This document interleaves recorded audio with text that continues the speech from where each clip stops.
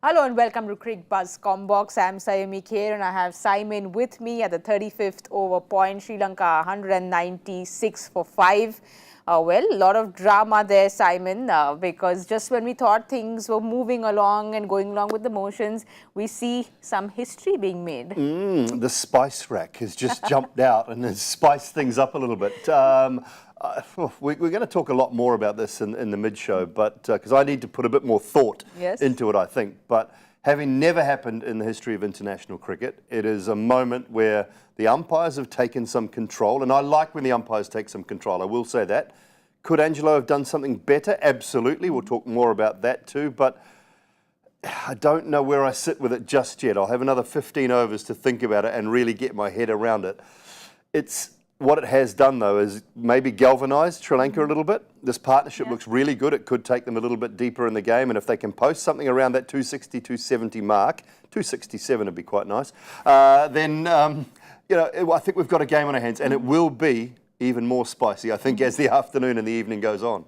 Well, Angelo Mathews is the first person in international cricket to get timed out. That's what has happened, and like Simon said, it's added to the spice, but it's also kind of charged up Asalanka. We'll have a look at the Sri Lankan batting.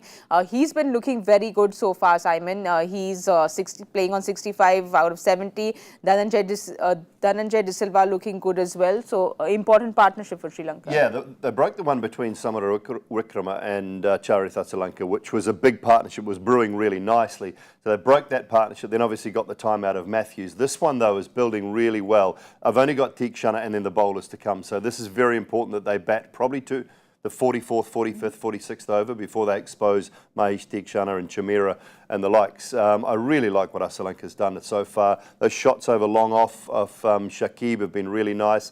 And Dhananjay, having been left out of the last game, coming back in, he's proving a really good foil at the moment. So it's a nice partnership. It's built well. It needs to probably be another 40, 50, 60 from Sri Lanka's point of view, though, if they are to go deeper into this game.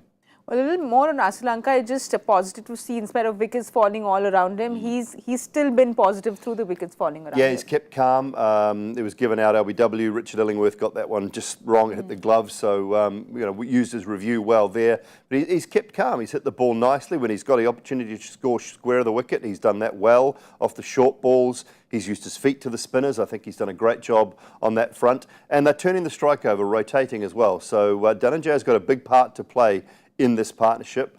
Asalanka can't do it all on his own, so Dhananjay is going to have to just be that partner, be that foil for the next 4, 5 overs, 6 overs, and then maybe he can be a bit more aggressive as well.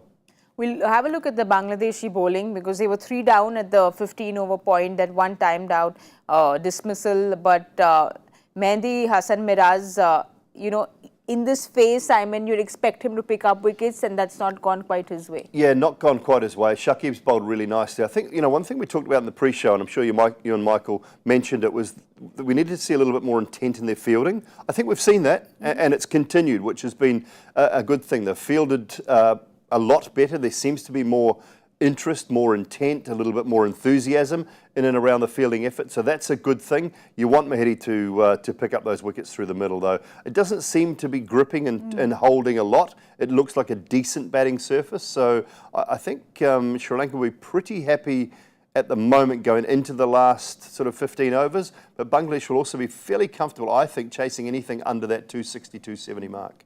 But do you think Bangladesh maybe missed a trick? Yes, they were much better in the field, but do you think they could have been a little more attacking with their field placements? A little bit at times, but that comes back to Shakib and how attacking does he want to be, particularly when he's bowling. That's one of the things I look for him. How attacking is he when he's bowling as a captain? Because that sets a bit of a tone for everyone else as well, and it allows that field just to get in a little tighter, not to allow the easy 1s and 2s. So that's where it all starts. It starts from the skipper, and particularly off his own bowling, especially through those middle overs. Simon, where do you see Sri Lanka going from here? 267 would be great, wouldn't it? Perfect, I think, 260. Anything above 250. Yeah. We play for the team, don't we? That's it. Well, we play for the team. Let's see if Cricbuzz English wins today. We don't have any competition, but let's see if Sri Lanka manage to get anything between 250 to 290. Let's see if they manage that. We'll catch you in the mid-match show.